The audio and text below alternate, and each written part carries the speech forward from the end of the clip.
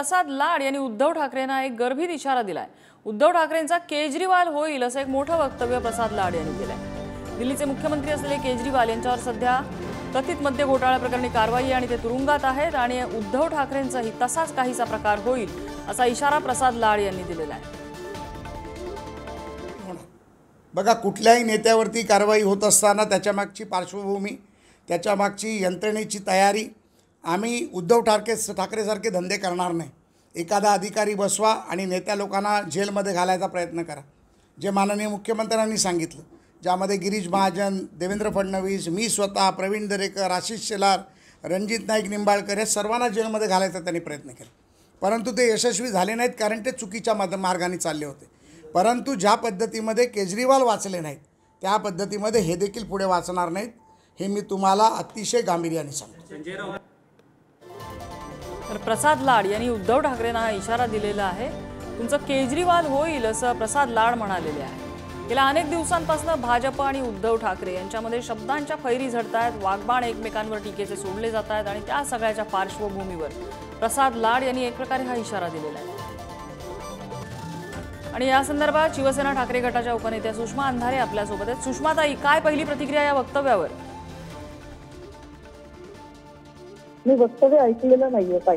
त्यांचं वक्तव्य असं आहे की उद्धव ठाकरेंचा केजरीवाल होईल असं त्यांनी वक्तव्य केलंय। मुळात ना प्रसाद लाड सारख्या बिनमहत्वाच्या व्यक्तींवर व्यक्त होण्याचं काहीच कारण नाहीये।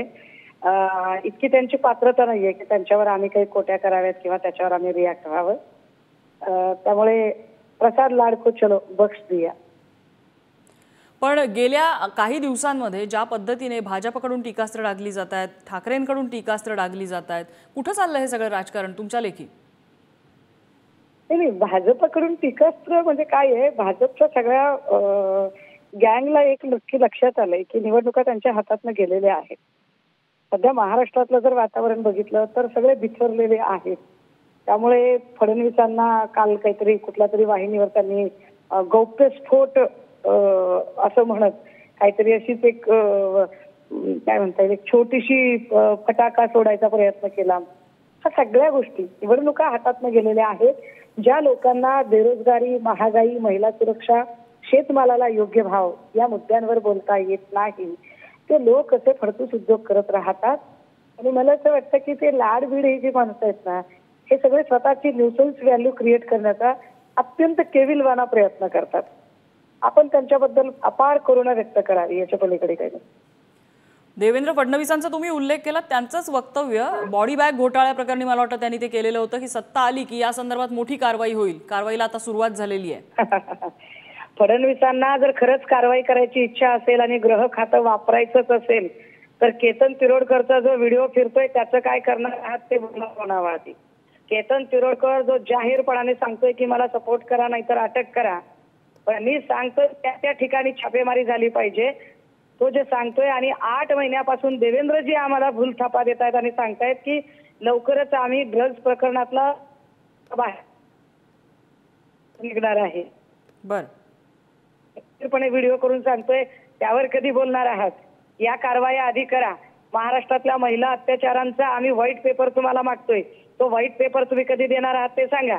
आतापर्यंत जेवढे लाठी हल्ले तुम्ही वारकऱ्यांवर केले, शेतकऱ्यांवर केले, बारसू रिफायनरीच्या आंदोलकांवर केले, त्याचं काय केलंय ते आधी सांगा। त्यामुळे कारवाई करायचा शौक असेल तर आधी महाराष्ट्रामध्ये सुराज्य निर्माण करण्यासाठी गृह खात्याने काय काय करावं लागतं ते आधी सांगावं ना। सुषमाताई, धन्यवाद आपण पुढारी न्यूजला प्रतिक्रिया दिली त्याबद्दल। केजरीवाल वाचले नाहीत तसे उद्धव ठाकरेही वाचणार नाहीत असा इशारा प्रसाद लाड यांनी दिलेला आहे। मात्र सत्ता हातची जात चालली आहे, त्यामुळे अशा प्रकारचे पोकळ इशारे हे वारंवार दिले जातील असं सुषमा अंधारे यांनी प्रतिक्रिया दिली आहे।